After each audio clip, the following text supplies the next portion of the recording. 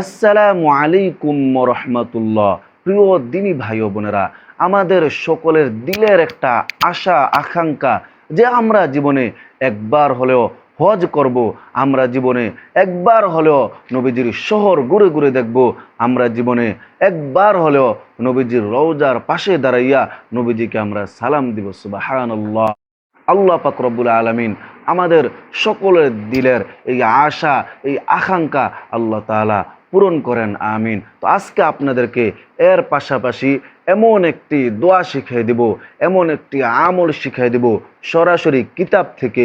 এই আমলটা যদি আমরা করি, আমরা নবীজির শহর দেখতে পারবো, এবং আমাদের দিলে যদি এই তামান্না থাকে যে আমরা নবীজির শহরে শাহাদাত বরণ করব, আল্লাহ তাআলা যেন নবীজির শহরে আমাদেরকে মৃত্যু দান করেন, তাহলে আপনারা এই আমলটা করতে হবে। এই আমলটা আপনারা বেশি বেশি করতে হবে। প্রত্যেক মুনাজাতের মধ্যে আপনারা এই আমল করতে পারেন, অথবা সকাল সন্ধ্যায় আপনারা এই আমল করতে পারেন। অবশ্যই অবশ্যই আল্লাহ তাআলা আপনাদের দিলের আশা পূরণ করে দিবেন।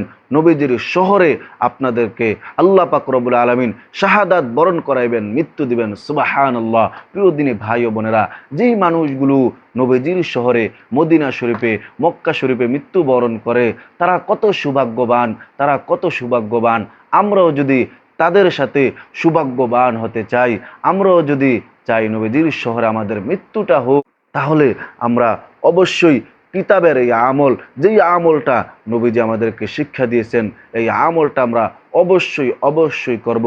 তো সেই আমলটা আমি আপনাদেরকে সরাসরি কিতাব থেকে দেখিয়ে দিতেছি।